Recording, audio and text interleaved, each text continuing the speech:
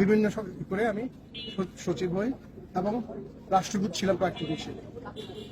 আমাকে 2017 সালের ইলেকশনের আগে আমি এয়ারপোর্ট যাচ্ছিলাম আমার মেয়েকে আনার জন্য। আমাকে 8-10 জন লোক বহুদিন ধরে ফলো করছিল। আমার গাড়ি ভেঙে আমাকে নিয়ে জোর করে 2টা পিস্তল থেকে আমাকে নিয়ে গেছে এবং আমাকে আয়না করে নিয়ে এসে এখানে রেখেছে।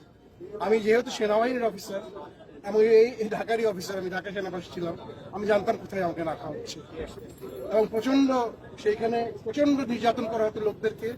কয়েকজন গুটি কয়েক আমাদের পলিটিক্যাল অফিসার যারা সেনাবাহিনীর বাণিজ্য ডুবিয়ে দিয়েছে ডিজিএফআই থেকে তারা স্বার্থান্বেষী কতজন লোক মেরেছে তারা খোদায় জানে। তারা এবং র্যাব এবং অন্যান্য যারা এখানে আছেন, বিচার বহির্ভূত হত্যা, গুম, খুন, ক্রাইম এগেইনস্ট হিউম্যানিটি।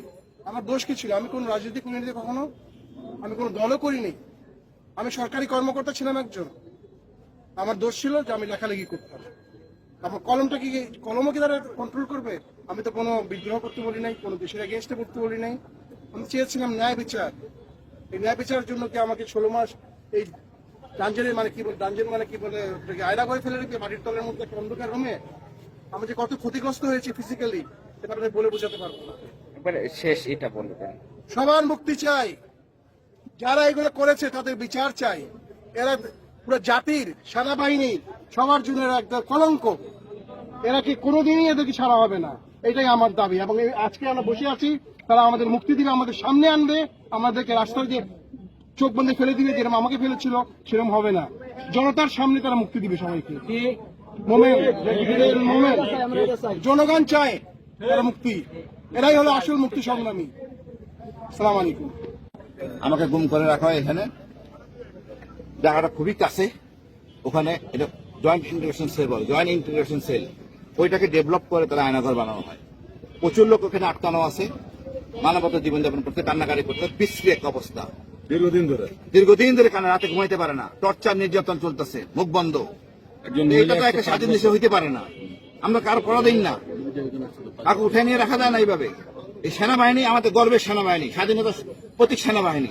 এই সেনাবাহিনীর উপর বন্দুক রেখে কিছু অসৎ ডিজিএফআই কর্মকর্তা রাজনৈতিক সুবিধা নেওয়ার জন্য সেনাবাহিনীকে বদনামে ফেলতে পারে না।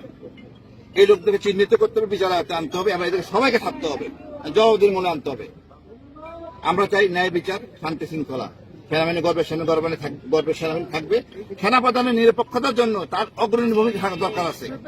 তার ভূমিকা হলো এটাই যে সে কারণ ছাড়া অতি দ্রুত ছেড়ে দিবে, আর আমাদের কাছে দিবে। ওই রাস্তা নিয়ে ফেলাই দিবে, চোখ বেঁধে, এটা হবে না। এইসব গল্প বন্ধ, 6-9 হবে না। এইখানে আমাদের দিতে হবে, আমরা এখানে যাবো না। আমরাও সেনাবাহিনী অফিসার, অনেক সেনাবাহিনী অফিসার আছে, এর সবাই সেনাবাহিনী সদস্য, এই দেশের সন্তান। কিছু অল্প কয়েকজন ডিজিএফআই সদস্যের জন্য আমরা হইতে পারি না। ডিজিএফআই দেশ চালায় না। আর আজকে